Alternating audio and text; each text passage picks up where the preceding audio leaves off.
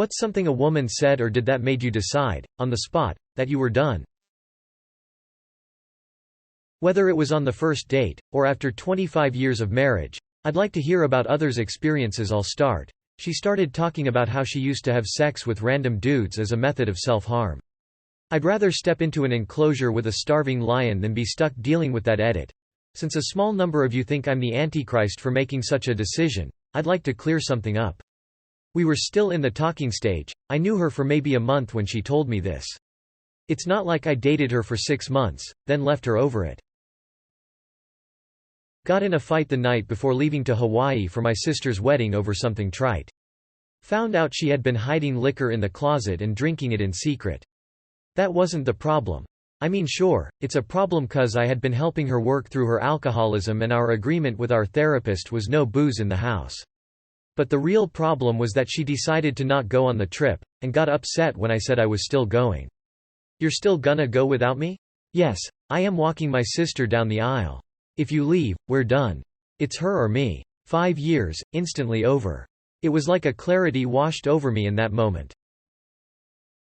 May seem trivial, but littering, she was in my car.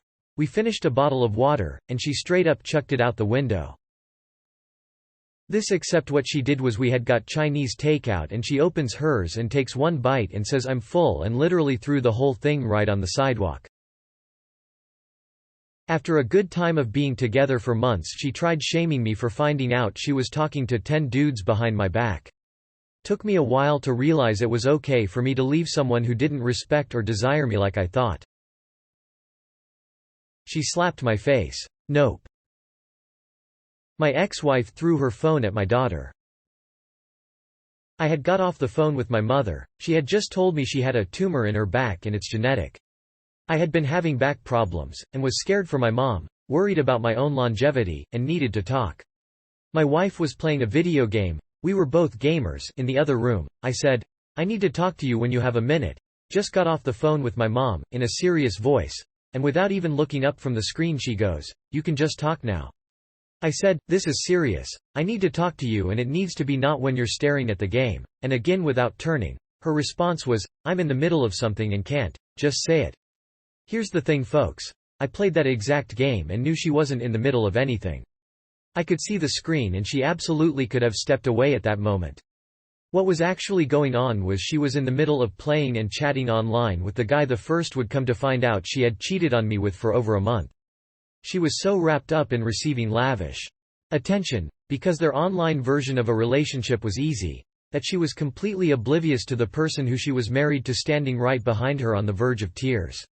In that moment my heart broke. I had done everything for this woman and I was worth so little to her that she couldn't even look away from a screen.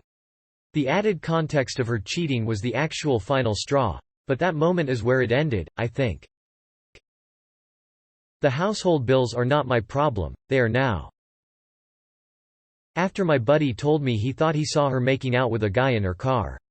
I asked her without giving detail and she said, "He kissed me at the train station and I didn't know what to do. Bye." She actually ended up accusing her BFF of telling me. She went with her to the train station, and broke up their friendship. So she lost her boyfriend of 2 years and BFF of 12 years, over a guy she had a fling with for a week while I was out of town. Threatened to call Child Protective Services on me and mine because people sexually abused as children will abuse their kids. I was emotionally spent and at the end of a traumatic day. She knew what I just went through and when I broke down and started to cry she just stared at me and asked with a confused look, "What are you doing?" 22 years together. 17 years marriage. She admitted to an affair. I am out. She wrote me a letter saying that I needed to change my whole personality to what she thought I should be or break up with her. Well, that was an easy decision. She asked for money, like just straight up, and was confused about why I said no. She was clearly used to a type of relationship that I did not want. Accused me of an incestuous relationship with my cousin. In college, I took this girl to the movies. I bought drinks, popcorn, and milk duds and she legit refused to give me a milk dud. "These are mine." And she wasn't playing. FFS, I only wanted a few. Had she said at the concession stand, "Hey, "I'm really hungry, do you mind if I have this box just for me?" I would have gladly obliged, but she didn't and I was done with her. Not a fan of stingy people. Edit. Come to think of it, she was selfish in bed too, lol. She thought I was supposed to be impressed that she dropped her long-distance boyfriend to get with me, lol. Spoilers. It didn't work. If they leave someone to be with you, they'll leave you too once the next shiny toy comes along. On the first date she started to psychoanalyze me, asking if I have PTSD and attempting to go into the nitty-gritty details of my service with the army. She never got a call back and I went Dutch on the dinner. An ex of mine lived far enough away, about a 45 minutes ride, that I could only reasonably see her on weekends. But I was always the one who had to drive to her. Never met somewhere in the middle. Never at my place. I had to drive 45 minutes to her, sleep over her place, drive 45 minutes back. So after maybe 2 months of failing to get her to drive, I put my foot down and said, "This weekend it's going to be your turn." She texted me back, "The man is the one who makes the sacrifice for the woman." With the damn smiley. I texted back, "Wrong answer," stayed home that weekend and dumped her a few days later. My brother's story. His date yelled and made a waitress cry. Told him to GTFO and he replied he loves bitchy women. He finally listened 13 years later and 1 kid and now divorced. He came to the conclusion he did not like bitchy women after all. Well, I remember matching with a girl on Tinder years ago when I actually tried online dating and her messaging me. I looked on her bio and it said, "I think all men are assholes. Be the one to prove me wrong," and I immediately unmatched her. Like WTF. That's like me applying for a job and putting in my description, "I personally think all employers are cunts. Hire me to prove me wrong," and thinking it will work dating-wise. Back in 2016. I went on a date with this woman from Tinder and she just went on and on about herself.